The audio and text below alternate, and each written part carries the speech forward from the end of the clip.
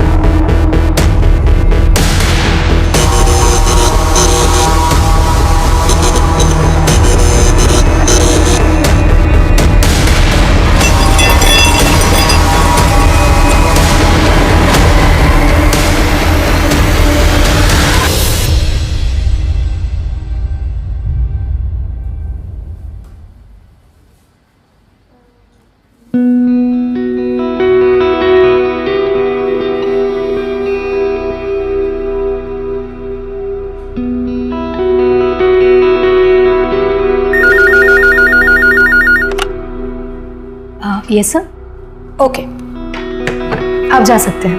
Thank you. Excuse me ma'am, yes, ये आपके लिए। Thank you.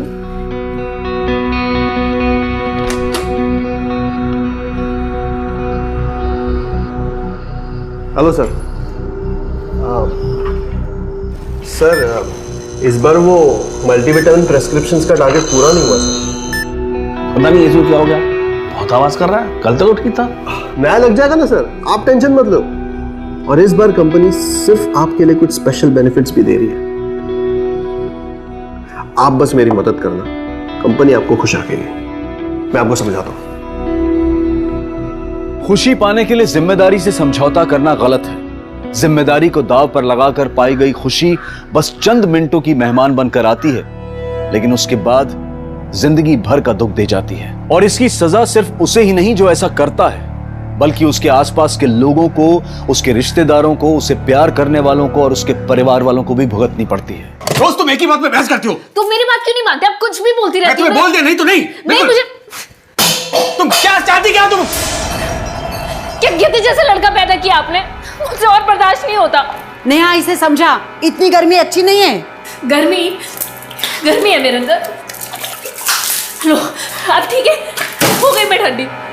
पर पहले ना अपने बेटे को समझाओ, मेरी एक बात भी नहीं मानता है वो।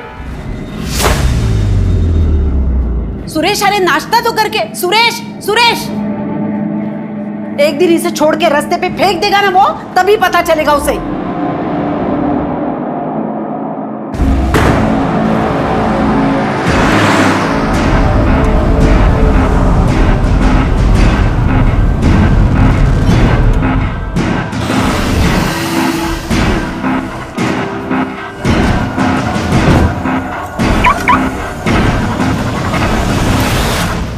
वकील साहब, अगली हियरिंग की कुछ अपडेट्स हैं आपके पास? जी, ये देखिए।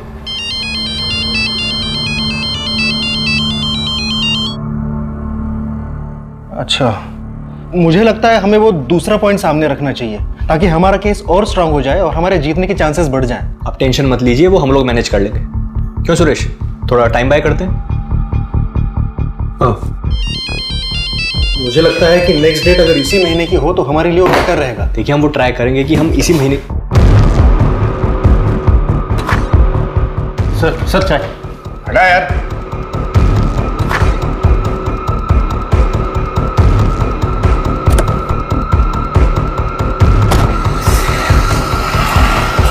हाँ, मीटिंग शूट कर चला गया। हाँ, चला गया यहां से।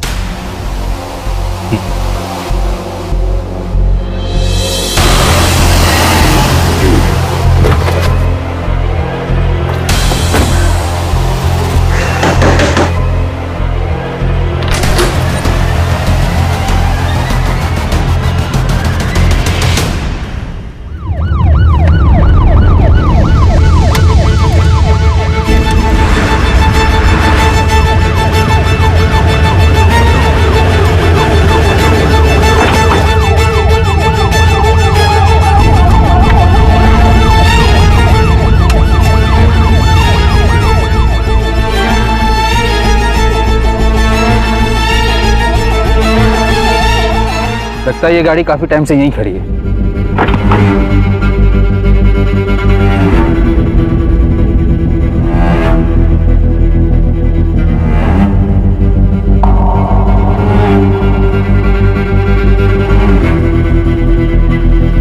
कुछ मिला? नहीं सर, कुछ भी काम का नहीं है। आरटीओ से कंफर्म करो ये गाड़ी नंबर किसके नाम पर रजिस्टर्ड है। जी सर। ओके, ठीक है।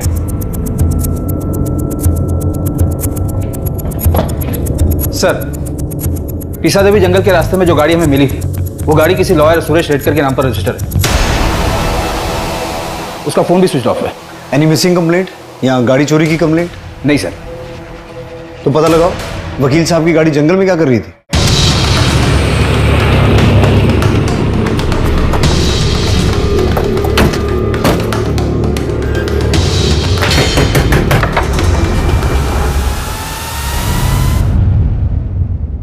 मिसेस रेडकर। हो ये कौन है? वो नेहा है, मेरे बहन की बेटी है, इधर ही रहती है। सुरेश रेडकर आपका? मेरा बेटा है वो। क्या हुआ? यही तो हम आपसे पूछना चाहते हैं। शहर के बाहर उसकी गाड़ी मिली है। गाड़ी मिली है? वो तो ठीक है ना? यही तो पता करने हम यहाँ आए। वो तो 5 दिन से घर पे आया ही नहीं है, फोन भी नहीं आया उसका। मैंने सोचा काम के लिए नासिक पुणे गया होगा। 5 दिन से आपका बेटा घर नहीं आया, उसका फोन नहीं आया, ना ही आपने उसे ढूंढने की कोशिश की और ना ही उसके गायब होने के बारे में पुलिस में कोई कंप्लेंट की। आपको बताकर तो जाता था ना वो। आजकल के बच्चे माँ को कहाँ कुछ बताते हैं। शादी हो गई, बगल में सुंदर सी बीवी आ गई तो माँ का क्या है। मुझे पक्का खातरी है कि उसी से परेशान होकर वो घर से गया होगा। बहुत जिम्मेदार लड़का है मेरा। मेरे पति के जाने के बाद पूरी फर्म उसने संभाली है, मेरे बेटे ने, और बिजनेस बढ़ाया है उसने सर। और एक मेरी बहू हमेशा उसका सर खाती रहती है और अपने भाइयों के पीछे घूमती रहती है घर घर घर घर। उसे तो लगता है उनके जो 2 भाई है ना उसके, उनकी शादी की जिम्मेदारी भी मेरी। हाँ, समझ गए। जिस दिन सुरेश घर से गया था उस दिन भी घर पर कुछ हुआ था क्या? उस दिन तो सुबह से शुरू हो गई, वो नेहा के पीछे पड़ी थी। नेहा की माँ से बात मैं करूँ या आप करेंगे? क्यों बात करूंगा मैं? रोहित से शादी कौन करेगा? इतना गर्म दिमाग है, एक जगह नौकरी पे टिकता नहीं वो। हर 4 महीने में नई नौकरी। क्या है ये सब? ये क्या बोल रहे हैं आप? भाई है वो मेरा, बस उसका समय खराब चल रहा है अभी। नेहा से एक बार तुमने पूछा इस बारे में? नेहा से क्या पूछना, हमारे घर पे हमारी मेहरबानी पे रहती है बस वो। करो। नेहा, इसके भाई से शादी करने से तो मरना बेहतर है। रोहित तो रोहित, दिनेश भी निकम्मा है। नेहा, उसे समझा, मायके की चिंता छोड़ दे। अभी जिसके साथ घर बसाया है ना उसकी तरफ ध्यान दे। और फिर पता नहीं किस बात पे दोनों में अंदर जोर से झगड़ा शुरू हुआ। तुम क्या चाहती क्या? तुम क्या गिद्ध जैसा लड़का पैदा किया आपने? आपकी बहू, क्या नाम है उनका? निकिता। हम उनसे भी बात करना चाहते हैं। लगता है घर पर नहीं है वो। 3 दिन से मायके में जाके बैठी है वो। इन 5 दिनों में आपको कोई फिरौती का कॉल आया था? फिरौती का कॉल? नहीं, मुझे तो नहीं आया था। आपको गुमशुदा की कंप्लेन लिखवानी है? हाँ, जरूर लिखवानी है। जिस दिन गायब हुए थे उस दिन क्या कपड़े पहने थे सुरेश ने? वो तो हमेशा, मतलब ऑफिस जाते वक्त जो पहनता है वही। ठीक है, जब निकिता आ जाए तो उन्हें पुलिस स्टेशन भेज दीजिएगा।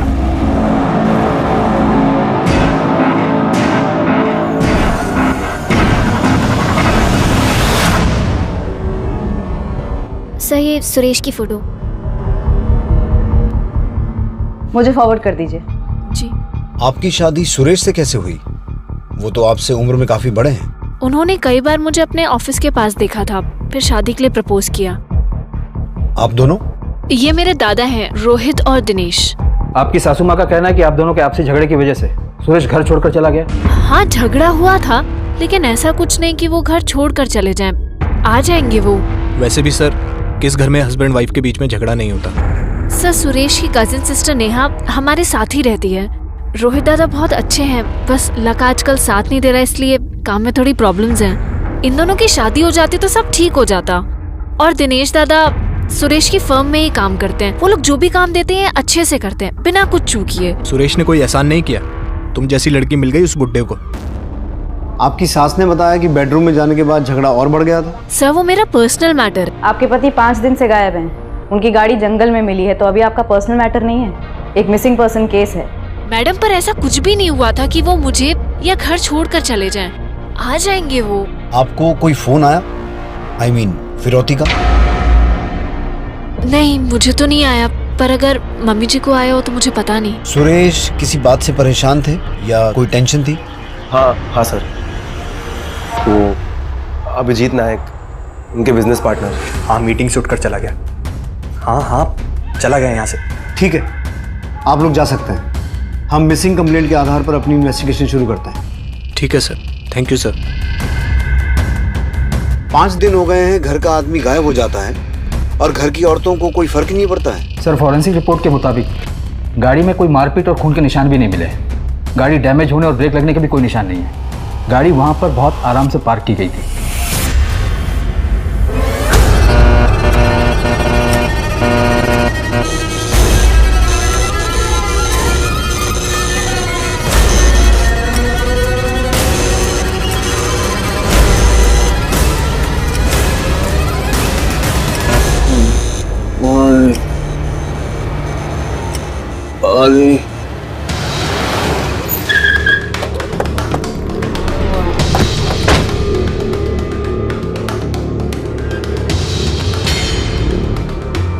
अभिजीत नायक सर उस साइड।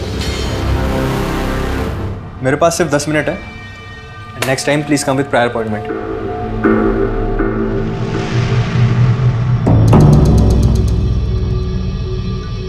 मुझे नहीं पता सुरेश कहाँ है। आपने ढूंढने की कोशिश भी नहीं की? पता नहीं, पिछले कुछ महीनों से बहुत अजीब बर्ताव कर रहा था। मैंने तो उससे सवाल पूछने ही बंद कर दिया था। हमें सुरेश की गाड़ी पीसा देवी जंगल से मिली और वो पिछले 5 दिनों से गायब है।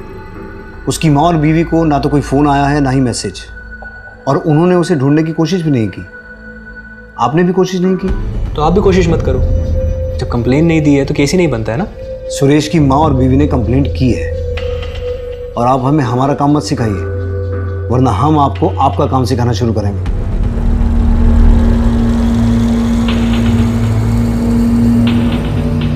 इंस्पेक्टर, 2 दिन पहले मुझे एक कॉल आया था।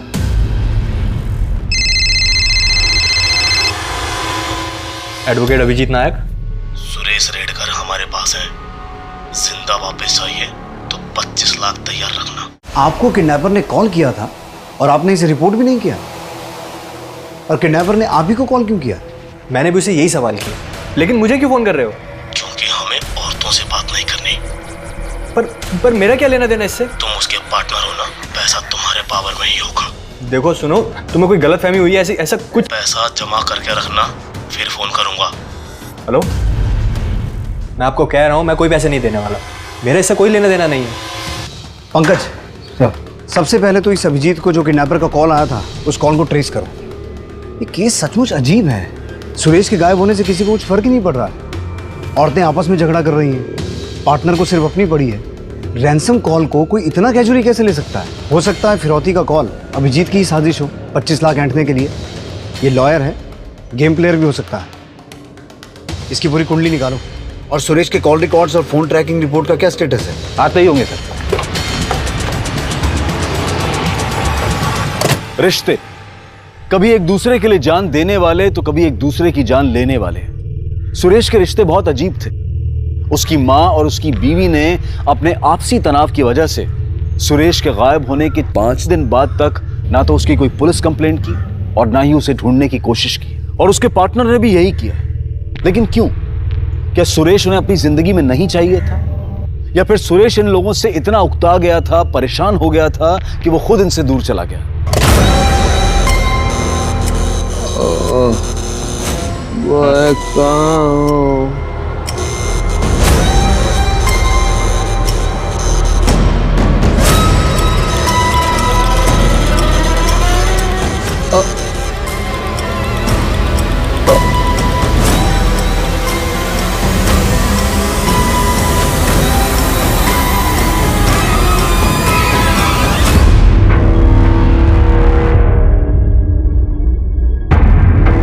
सर, तो आज टाइम है आपके पास? सर एक बात है जो उस दिन मैं आपको बताना भूल गया था। एक और बात? जी, एक और बात। एक और कॉल? जी नहीं। देखो दिनेश, मैं ये सब नहीं कर सकता, लेकिन ये पेपर्स चाहिए किसको? सर निकिता को चाहिए, और किसको? निकिता को डिवोर्स पेपर चाहिए? पर क्यों? सर डिवोर्स देना चाहती है इसलिए। और उसने कहा है कि इस बात की खबर जीजा जी को नहीं लगनी चाहिए। निकिता ने डिवोर्स पेपर्स मांगे थे? यस, निकिता और उसकी फैमिली सब मिले हुए हैं। डिवोर्स नहीं दिया तो ऐसे पैसे निकाल रहे हैं। ये इन्फॉर्मेशन फॉल्स ना निकले वकील साहब। लेकिन सर, निकिता ने हमें डिवोर्स के बारे में कुछ नहीं बताया। क्या सुरेश की माँ को इस बारे में पता है? बात यहाँ तक आ गई और मुझे पता भी नहीं चला। मेरे बेटे को कुछ हो तो नहीं जाएगा ना? मैं अभिजीत को बार बार फोन कर रही हूँ तो वो बोल रहा है कि कोई कॉल आया ही नहीं। वहाँ ऑफिस में एक कांस्टेबल पोस्टेड है, जैसे ही कोई कॉल आएगा हम आपको बता देंगे।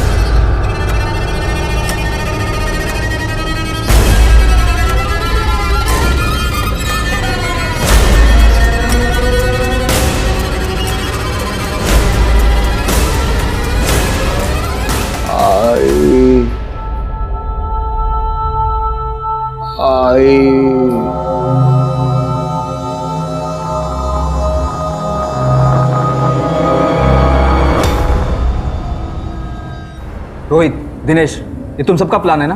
कैसा प्लान? तुम अच्छी तरह से जानती हो निकिता। तुम हमेशा निकिता से अपनी मांग पूरी करवाते थे। नहीं सर, मेरी जॉब छूट गई थी, थोड़ी तंगी थी, तो सुरेश ने थोड़ी मदद की। मैं जॉब ढूंढ रहा था सर। मगर जब सुरेश ने और पैसा देने से इनकार किया तो तुमने उसे डिवोर्स की धमकी दी। लेकिन मैं उसे डिवोर्स नहीं लेना चाहती थी। और वो फिर भी नहीं माना तो तुमने उसे किडनैप करवाया, राइट? ऐसा कुछ नहीं है सर, हमने कुछ नहीं किया है। ये आइडिया तुम्हारा था या फैमिली के दबाव में आके किया? ये सब तेरी गलती है। भैया अभी इसे बोल के क्या फायदा, आगे का सोचो।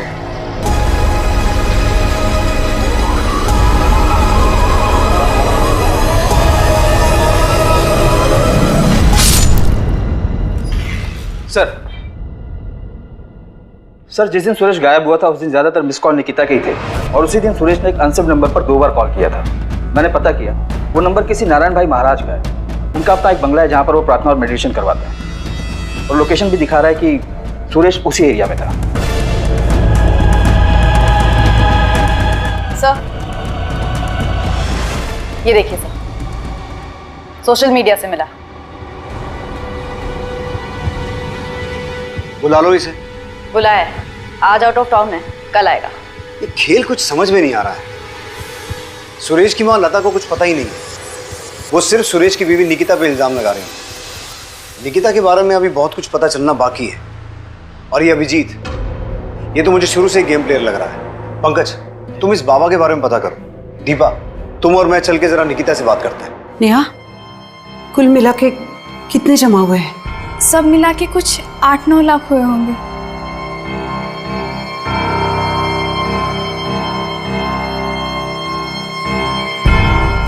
देखिए, हम पूरी कोशिश करेंगे कि अगली डेट पर पूरा केस खत्म हो जाए। एक सेकंड। हेलो। हेलो अभिजीत, मैं सुरेश की माँ बोल रही हूँ। जी माँ जी, बोलिए, कैसे फ़ोन किया? फिर से किसी का फ़ोन आया था क्या? मतलब वो किडनैपर्स का? नहीं माँ जी, अभी कोई कॉल नहीं आया, और आता है तो मैं सबसे पहले आपको बताता हूँ, ठीक है?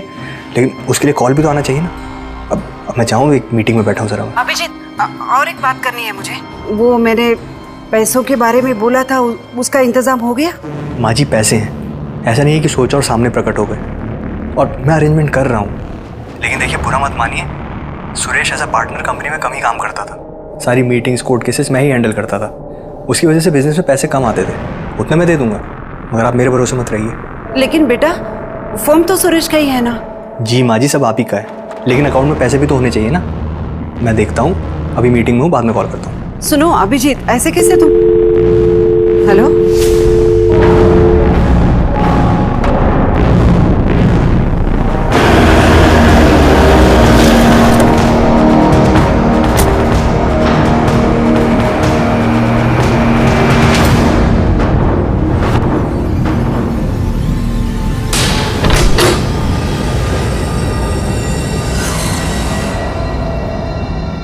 महाराज, नारायण जी, ये सुरेश रेडकर है, पिछले 5 दिनों से गायब है। आप जानते हैं इसे? जी हाँ, जानते हैं इसे। अक्सर हमारे यहाँ आता था, 5 दिन पहले भी आया था। क्या करता था यहाँ आकर? अस्वस्थ था, छटपटा रहा था, दिमाग में उथल पुथल, दिल में हलचल। क्यों, ऐसा क्या हुआ था? एक समस्या का समाधान चाहता था। बार बार पूछता था कि रिश्ते निभाने के लिए अगर कोई गलत काम किया तो उससे पाप लगता है क्या? मतलब? अब उसके दिमाग में क्या चल रहा था ये हम नहीं जानते।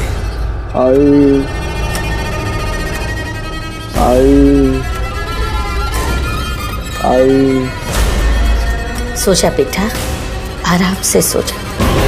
मुझे माफ करना पूरब दिशा, रिश्ता निभाना पूरब दिशा।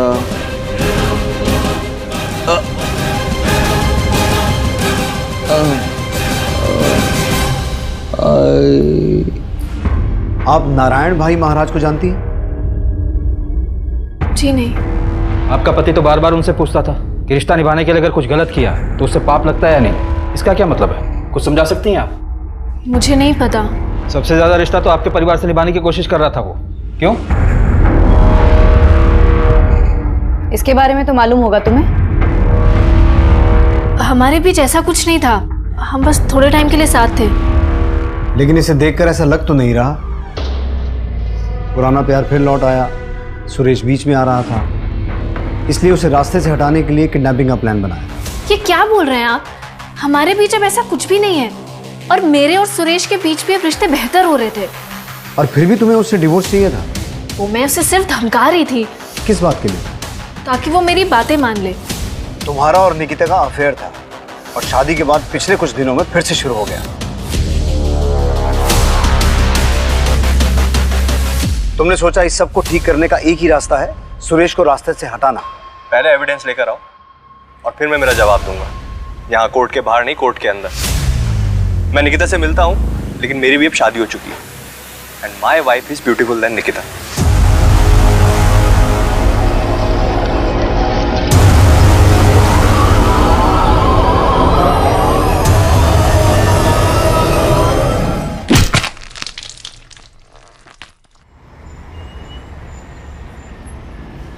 देखो अभिजीत, बस मेरे लिए ये काम कर दो, उसके बाद मैं तुमसे और कोई काम नहीं बोलूंगी। निकिता, इस फर्म में ऐसे टेढ़े काम नहीं हो सकते। और वैसे भी ये फर्म तुम्हारे महान ससुर और पति के आदर्शों पर चलता है, मेरे नहीं। अभिजीत, तुम इतना नहीं कर सकते मेरे लिए। उसने बोला है वो करेगा काम। कब? कितनी जल्दी है तुम्हें? एक काम बोला था, इतने महीने हो गए। साइड में रुको, उतरना है मुझे।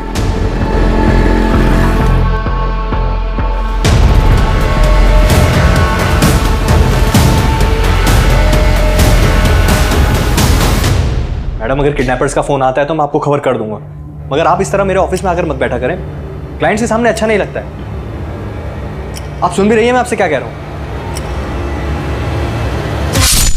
अभिजीत के पास भी मोटिव तो है, ऑफिस, पार्टनर की बीवी। बस सुरेश को रास्ते से हटाओ, सब कुछ अपना।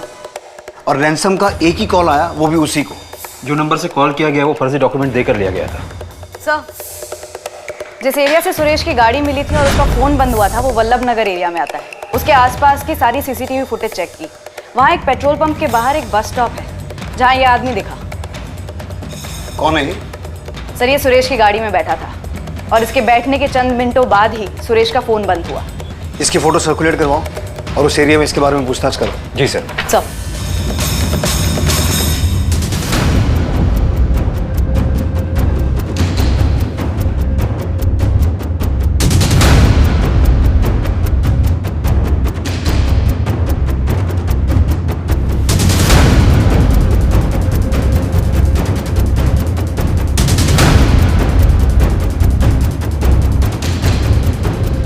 पुलिस ने उस अनजान आदमी को ढूंढने में पूरी ताकत लगा दी, लेकिन उस वक्त तक जिन पर भी पुलिस को शक था उनके खिलाफ पुलिस को कोई पुख्ता सबूत नहीं मिले थे, और उन्होंने भी उस अनजान आदमी को नहीं पहचाना, या शायद जानबूझकर पहचानने से इनकार कर दिया। पुलिस को कोई रास्ता नजर नहीं आ रहा था, और 3 दिन बाद ही पुलिस के हाथ एक ऐसा सुराग लगा जिसने इस केस को अचानक एक पेचीदा रुख दे दिया। घर से झगड़कर निकला सुरेश काफी दिनों से गायब है। किसी को पता नहीं चल पा रहा था कि सुरेश को आसमान खा गया या जमीन निकल गई।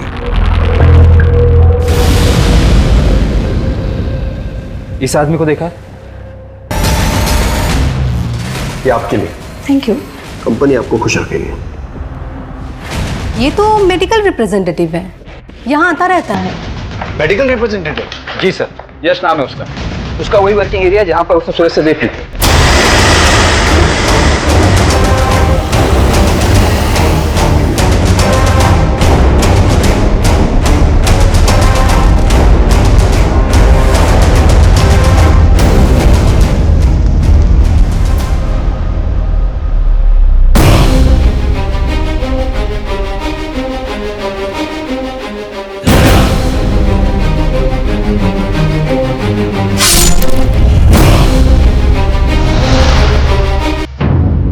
हाँ सर, मैंने इनसे लिफ्ट ली थी, आदर्श नगर से तुकई नगर। ये आदमी उसी दिन से गायब है, किडनैप किया गया है। सुरेश नाम है इसका। वैसे तुम कहाँ रहते हो? तुकई नगर। तो फिर आदर्श नगर कैसे जाना हुआ? सर एक्चुअली मैं एक MR हूँ और डॉक्टर के पास उसी सिलसिले में एक मीटिंग थी, इसलिए मैं आदर्श नगर गया था। आप चाहे तो डॉक्टर सालगांवकर से पूछ सकते हैं, उनका वहीं पर एक क्लिनिक है। और वापस आते वक्त मैंने काफ़ी टाइम बस के लिए वेट किया, लेकिन बस आई नहीं, इसलिए मैंने इनसे लिफ्ट ली।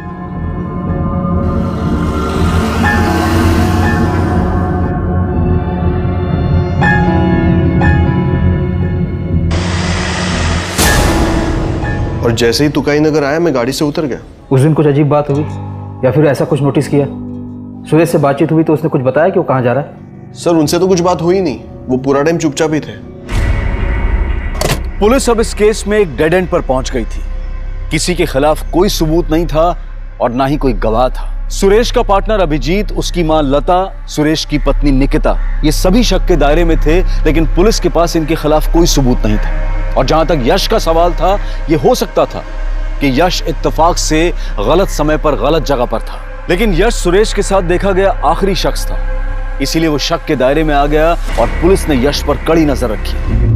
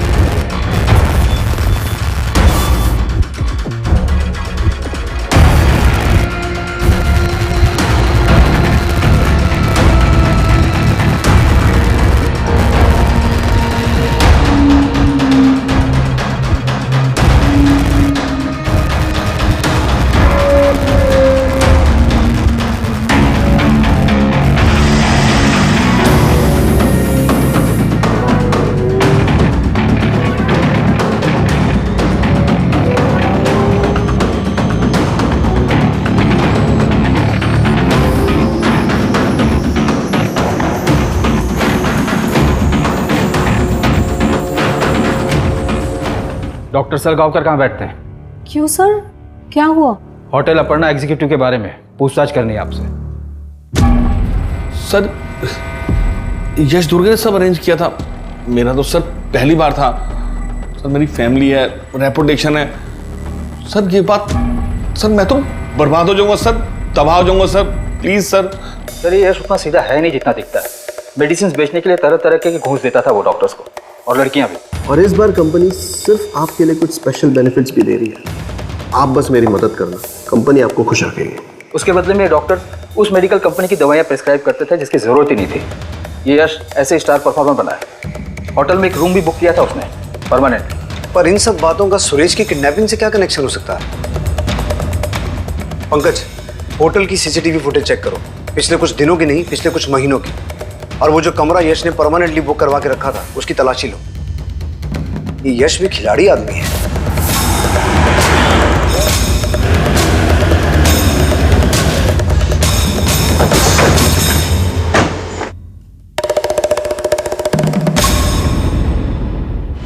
ये लड़का यहाँ आता था? हाँ सर। ये जिस रूम में ठहरता था उसकी चाबी दीजिए। Okay sir.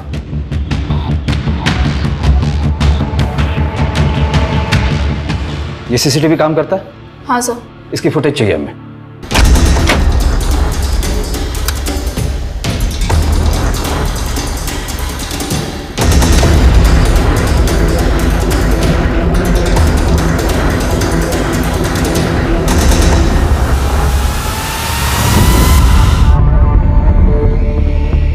सर यश हमेशा एक ही लड़की को अपने क्लाइंट के पास भेजता था। उसका नाम माया है। सब प्लीज मेरे घर वालों को कुछ मत बताइएगा, उनको इस बारे में कुछ भी नहीं पता है। तुम यश को कैसे जानती हो? वो मेडिकल रिप्रेजेंटेटिव है, थोड़े दिन पहले मेरे पास आया था, बोल रहा था कि उसके कुछ डॉक्टर दोस्त हैं, अगर मैं उनके साथ थोड़ा वक्त बिताती हूँ तो अच्छे पैसे देगा। पैसे अच्छे थे इसलिए मैं मान गई। और ये आदमी, इसे भी यश लेके आया था?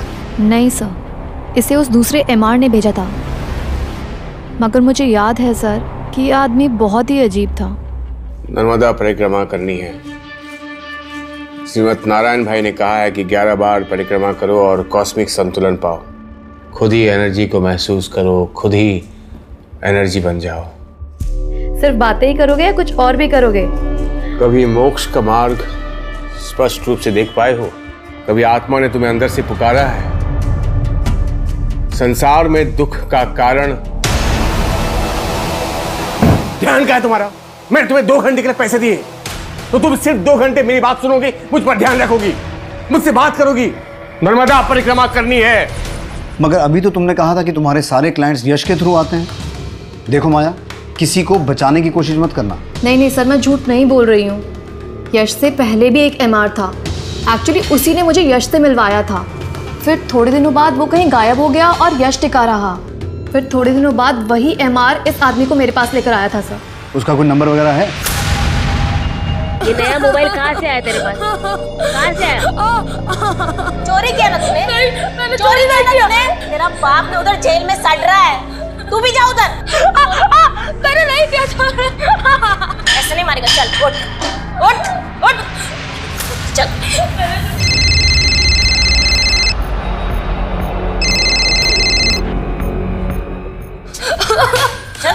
चल बता बता सर। आप मारिए मत उससे। सब ये मोबाइल पूछे इसे कहाँ से आया? इतना मेहनत करके ना इसको पाला बड़ा किया, हा? और ये बाप की तरह चोरी कर रहा है। अच्छा बेटा, नाम क्या है तुम्हारा? आयुष। अच्छा ये बताओ, ये मोबाइल कहाँ से उठाया तुमने? चोरी की क्या? साहब मैंने चोरी नहीं की, मैं सच बोल रहा हूँ। मैंने वो खुद के पैसों से खरीदा है। फिर तुम्हारे पास इतने पैसे कहाँ से आए? सर एक आदमी था, वो मुझसे पेट्रोल खरीदवाता था। साहब वो मुझे पैसे देता था, 2 लीटर पेट्रोल के 1000 रुपए देता था। वो हर बारी वो पेट्रोल से कुछ सामान जलाता था। वो हमारी बस्ती के पास वाला जंगल है ना, वो वहीं पे जलाता रहा साहब। पिछले 2 हफ्तों से वो मुझे पैसे दे रहा है, और ये मोबाइल भी मैंने उसी पैसों से खरीदा है। क्या वो जगह दिखा सकते हो?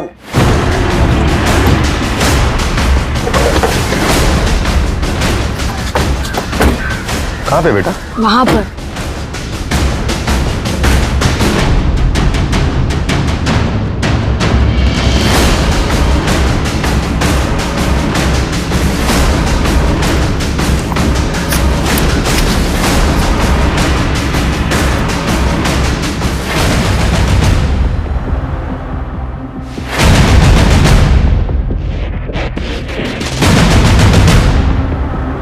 Gaekwad ji sir. Forensic team को कॉल करो। Okay sir. अभिजीत तुम्हें इतने कॉल्स कर रही हूँ, इतने मैसेजेस कर रही हूँ, एक का भी रिप्लाई नहीं। तुम जो बोल रही हो वो नहीं हो सकता, मुझे इन सबसे दूर रखो प्लीज। पर अब प्रॉब्लम क्या है? प्रॉब्लम ये है कि मुझे नहीं करना ये सब कुछ। और तुम तो मान गए थे ना, अब क्या अचानक से? मेरा मन बदल गया है, मुझे वो सब नहीं करना है। प्लीज तुम हटो यहाँ से, हट जाओ यहाँ से। अभिजीत मेरी बात नहीं सुननी मुझे। अभिजीत वो आदमी दिखते कैसे था, बता सकते हो? कितनी बार मिले हो तुम उससे? 10-12 बार। आयुष, उसका स्केच बनाने में तुम्हें हमारी मदद करनी पड़ेगी।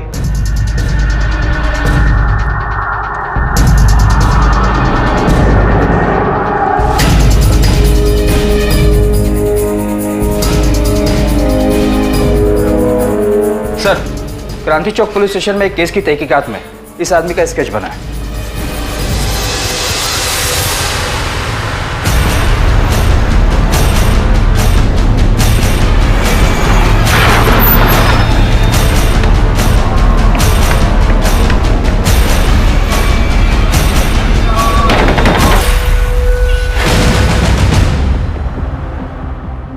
सिर्फ आपके लिए कुछ स्पेशल बेनिफिट्स भी दे रही है। आप बस मेरी मदद करना, कंपनी आपको खुश रखेगी।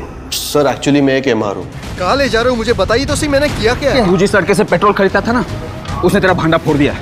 अब बाकी का किस्सा पुलिस स्टेशन में बता। अरे ऐसा कुछ नहीं, मैंने कुछ नहीं किया सर। सर बताता हूँ। मेरे चाचा की एक जमीन है, चचेरे भाई यूरोप में है और बहन दिल्ली में है ससुराल। अगर ये जमीन बेची तो मालामाल हो सकता है, लेकिन वकील मान नहीं रहा है। क्यों? अरे डॉक्यूमेंट्स पे बाकी सबका नाम हटाकर सिर्फ मेरा नाम रखने के बहुत सारे पैसे मांग रहे हैं। तेरा ये काम मैं करा देता हूँ, लेकिन 10% लगेगा। कमीशन दिया, मगर इतना टेढ़ा काम कोई वकील वगैरह हो तो ही हो पाता है, क्योंकि जमीन के पेपर्स में हेरा फेरी करना उनके लिए उतना मुश्किल नहीं होता। इसी को किडनैप करते हैं। जब तक सुरेश ऑफिस में नहीं है, उसके पार्टनर से पेपर बनवा लेंगे। किडनैपिंग का पैसा भी तो मिलेगा ना। फिर हमने किडनैपिंग की पूरी प्लानिंग की।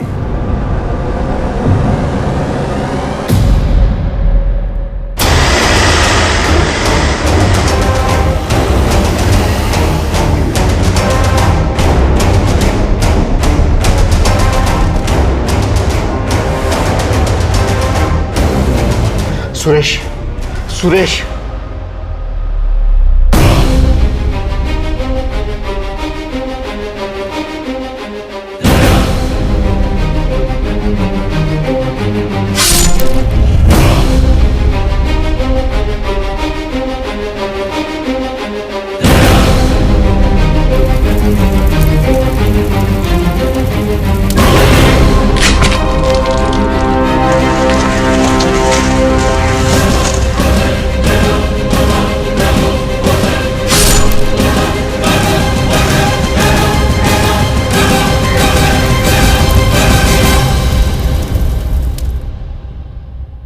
ये मैंने अकेले नहीं किया। कौन था तेरे साथ? सारा प्लान तो उसी का था।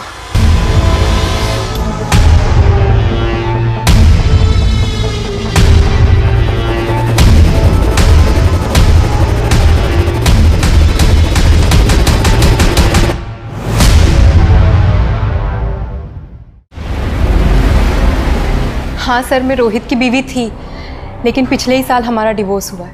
अब मेरा रोहित और उसकी फैमिली से कोई लेना देना नहीं है सर। ऐसा क्या हुआ था? बताने में भी शर्म आती है। रोहित आज अचानक होटल में लाने का अच्छा सुनो, तुम यहाँ 2 मिनट आराम से बैठो, मैं रिसेप्शन से होके आता हूँ बस, ठीक है? हाँ लेकिन तुम बताओ। मैं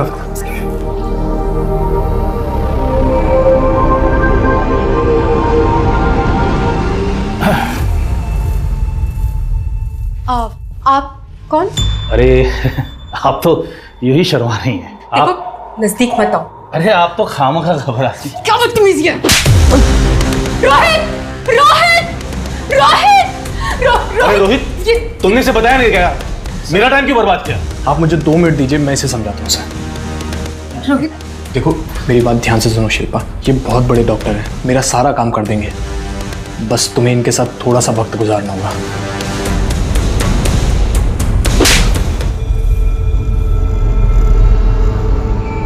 और उसके बाद मैंने उससे सारे रिश्ते तोड़ दिए।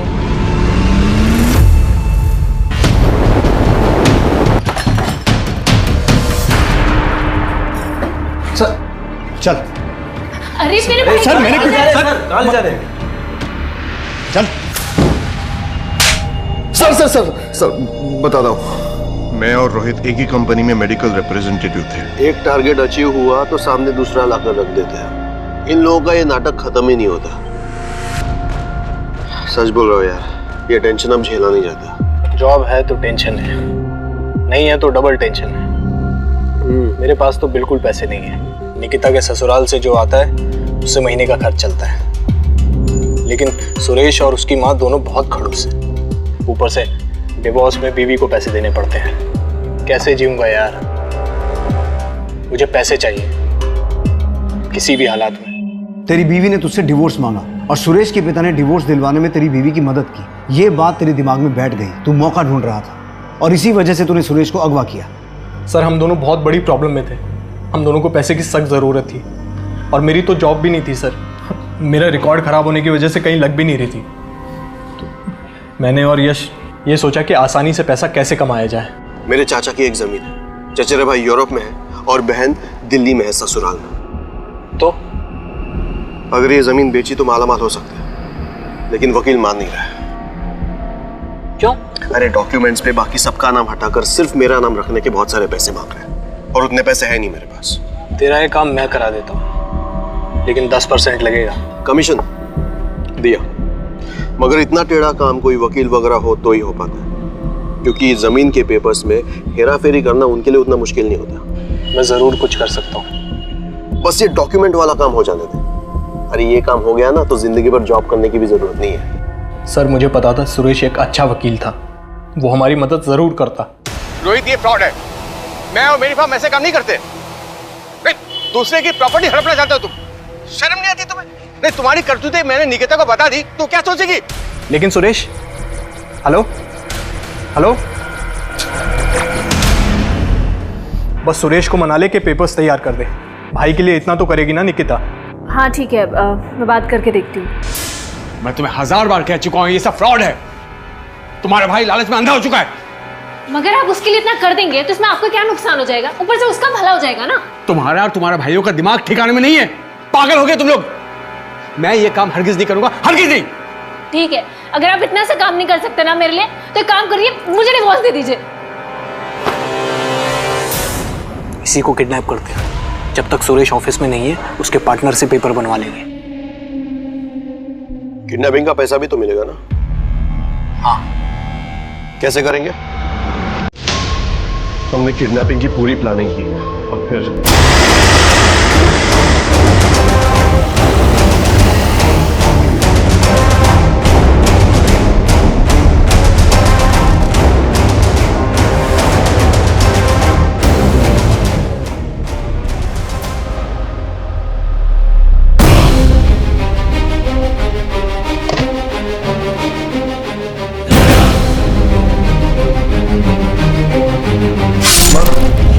ये दवाई दिन में 2 बार देनी है, 2 इंजेक्शन 2 बार।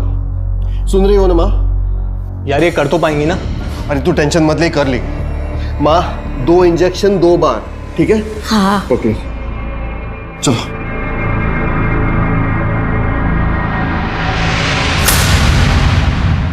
निकिता, हाँ? जब तक सुरेश नहीं है तू अभिजीत से बात कर। वो पेपर्स तैयार हो जाएंगे तो यश मेरी जॉब ढूंढने में मदद करेगा। अभिजीत? हाँ, वो तुझे कभी ना नहीं कहेगा। लेकिन मैं भाई के लिए इतना तो कर ही सकती है ना निकिता, वरना मैं मर जाऊंगा। निकिता जो तुम कह रहे हो मैं नहीं कर सकता वो।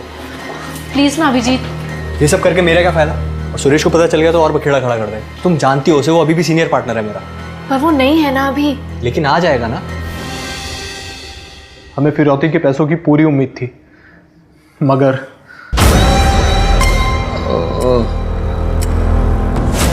मैं कहाँ?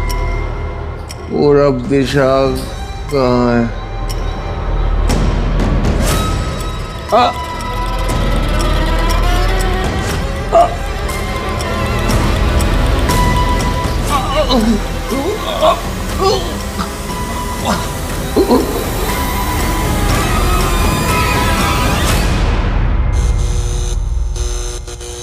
सुरेश, सुरेश शायद ड्रग ओवरडोज हो गया।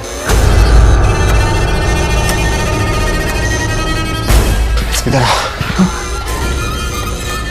बॉडी का कुछ करना पड़ेगा। क्या करेंगे?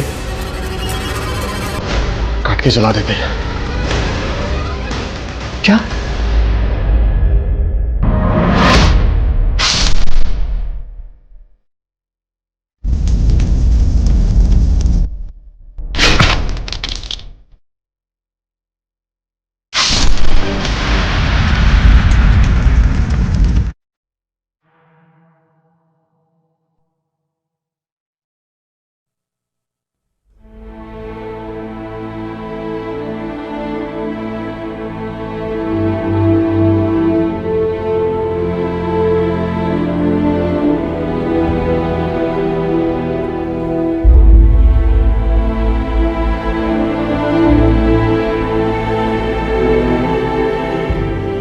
इस केस के दौरान मेडिकल प्रोफेशन की एक डार्क साइड सामने आई, जिसमें मेडिकल रिप्रेजेंटेटिव यानी कि एमआर और डॉक्टर्स तक सभी शामिल थे। रोहित ने अपनी बहन के साथ जबरदस्त विश्वासघात किया और उसी तरह से यश और उस डॉक्टर ने भी उन पर भरोसा करने वाले पेशेंट्स के साथ विश्वासघात किया। ये कहानी सिर्फ एक गुनाह की नहीं है, बल्कि रिश्तों में अपने ही लोगों द्वारा किए गए विश्वासघात की भी है। जैसे कि हर प्रोफेशन में भले और बुरे लोग होते हैं, वैसे ही मेडिकल प्रोफेशन का भी है। लेकिन इस प्रोफेशन के कुछ बुरे लोगों की वजह से लोगों की जिंदगियां दांव पर लग जाती हैं और पूरे प्रोफेशन का नाम बदनाम हो जाता है। लेकिन जो भी हो, अब हमें अपने मेडिकल प्रिस्क्रिप्शन और मेडिकल टेस्ट को लेकर चौकन्ने रहना होगा। ये सवाल पूछने होंगे कि ये डॉक्टर्स जो हमें लंबी चौड़ी दवाइयां लिखकर देते हैं, उनका इस्तेमाल जरूरी भी है या नहीं। लेकिन इसका मतलब ये नहीं है कि हम हमेशा दूसरों पर शक करें। बस हमें आंख बंद करके विश्वास करना बंद करना होगा। अगर हम सतर्क रहें, चौकन्ने रहें, तो हम इस मेडिकल फील्ड जैसे पाक फील्ड से इस बुराई को दूर रखने में कामयाब हो सकते हैं। अब मैं अनूप सोनी आपसे विदा लेता हूं। फिर मुलाकात होगी क्राइम पेट्रोल सतर्क के ब्लैक हेडलाइंस अध्याय में एक और नए केस के साथ। और याद रखें, क्राइम और आपके बीच में सिर्फ इतना फर्क है कि आप कितने सतर्क हैं। सतर्क रहें, सुरक्षित रहें। जय हिंद।